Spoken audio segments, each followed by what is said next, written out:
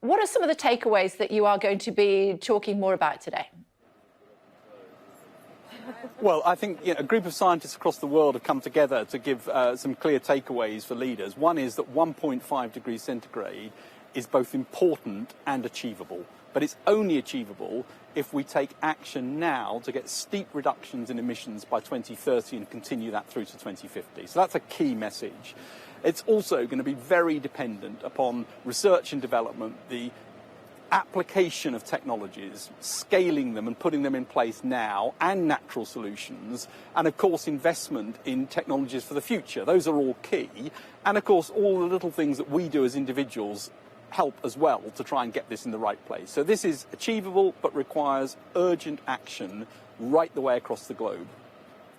I know you said that we should eat less meat. I had the Chancellor on this morning. He was in a meat market and he said, no, we could eat as much meat as we want, basically. Well, my point is that I'm reduced my meat consumption. I think little things like cutting down on meat. I cycle to work. Active transport, I think, is important rather than using cars where we don't have to. I think that taking a decision to reduce the amount you fly, which is something, again, I've done, those little things, which are not major changes, they're little things, all add up across millions of people to make a difference. They're not the solution, but they're part of the solution. So the behavioural changes we make are going to be critically important as we go into this. And of course, the technologies are going to be really important to get this at scale, the things that we need at scale, from home heating through to electric vehicles, through to new sustainable aircraft fuels, through to industry, cement, and the other things that add to the carbon burden. Those are all going to be important technological changes which need to be implemented right the way across the globe. And there are things you can do now, and we must do now. And you said one of those is to fly less. I also put that to the Chancellor because, of course, as you know, it's cheaper to fly from today nationally because he has reduced the air passenger duty for people who want to fly internally.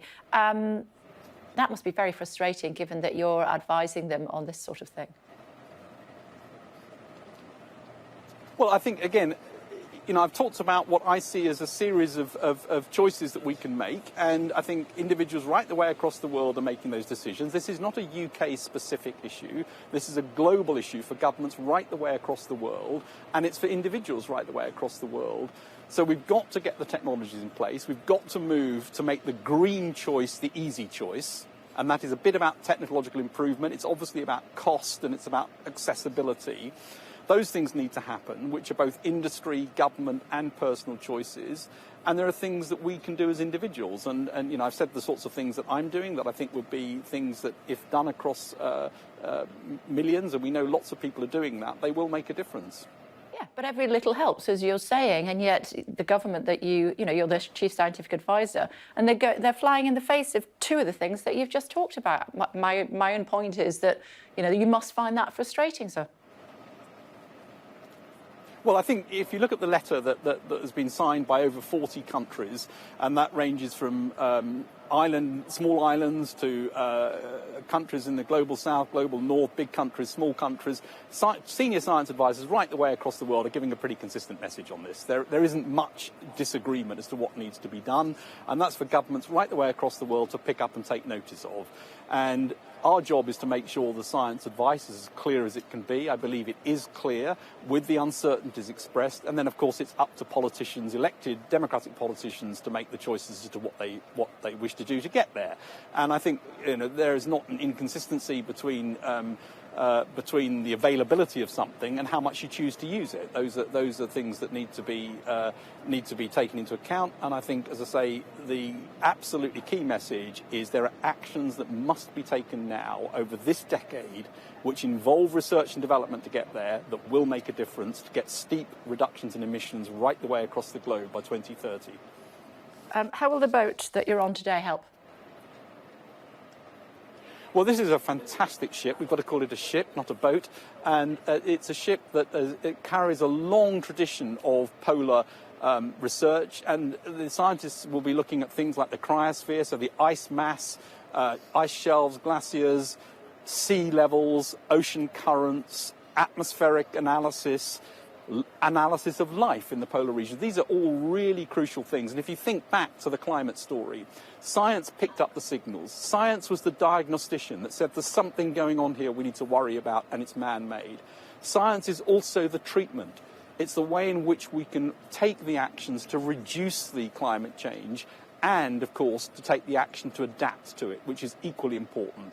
Because if we don't adapt and make sure that we protect ourselves, there's going to be a problem. OK, you say it's a ship, Sir Patrick, but I know to all my viewers it will be forever Boaty McBoatface. Let's be honest.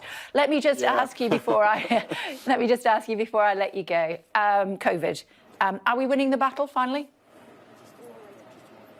Well, I think that the vaccines have made an absolutely massive difference, and now we also have antiviral medicines coming along. We've definitely got the armamentarium we need to tackle this now.